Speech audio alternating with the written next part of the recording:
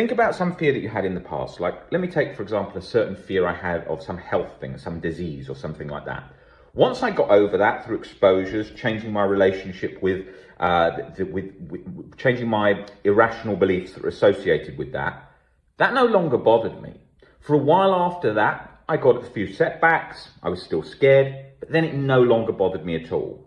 I don't need to do 3 or 4 different meditations a day and mindfulness each day to make sure that I'm grounded so that doesn't come back. I don't need to do anything.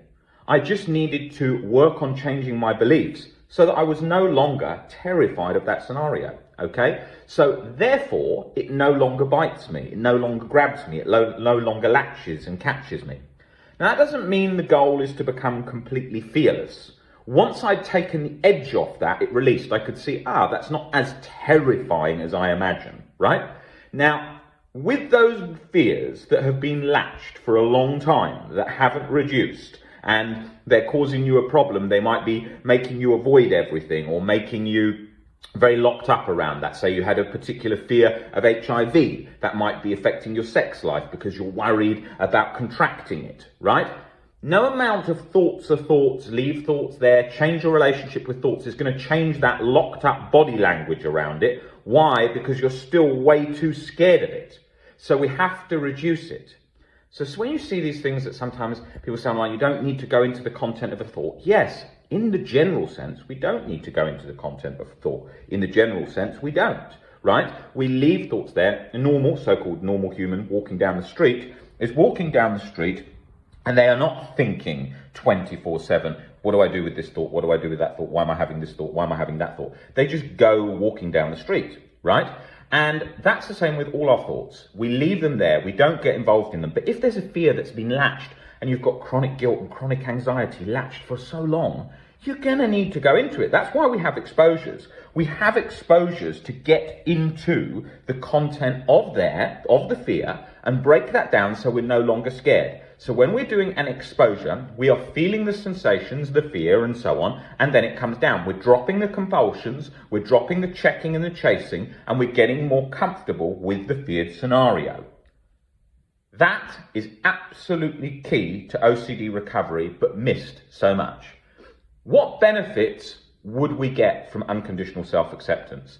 Learning to see that we don't need X, Y, Z to be happy. Learning to see that we can accept ourselves even if we make a mistake. Learning to see that we can live our life on our terms and not be concerned about what other people think. Are other people going to judge us? Are other people going to look down on us? Are we going to have a bad reaction from if someone looks at us sort of shamefully? Is that going to be the end of our world? And then when we do that and we start breaking these things down, we realize things aren't as scary and we have this freedom. It's an incredibly liberating experience because then we are able to go through life without trying to escape chronic anxiety and chronic guilt and need to do loads of things all the time to keep ourselves propped up because our beliefs have changed, which shape the lens of how we see the world, see our life. These are skills for life, not just for OCD. When I'm working with people for OCD, I'm looking at changing their relationship with life, looking at changing their perspectives on life so they can move towards their goals, but now they've got a robust recovery. They're not being swayed left and right by chronic guilt and chronic anxiety. Sure, we're going to have setbacks. Sure, it's going to be a bumpy roller coaster ride along the way with emotions coming along for the ride with us. Of course, that's the process of what happens. But as we learn to get better, deeper acceptance, we don't have that, I need someone's approval. If that happened, that'd be too scared. I wouldn't even be able to stand it. I need to really shape my life around that. Anything but that fear. I can't that fear. And we look at the core fears associated with the things we're scared of, which with all these fears, POCD, harm OCD, real event OCD, it's all at the core, fear of rejection, fear of doing something that means you can't then have the goals that you want in life, fear of being separated from your friends and family, fear of doing something that's so bad that would make you a so-called bad person, which Nick broke down in a great video a couple of days ago on why there's no such thing as a bad person.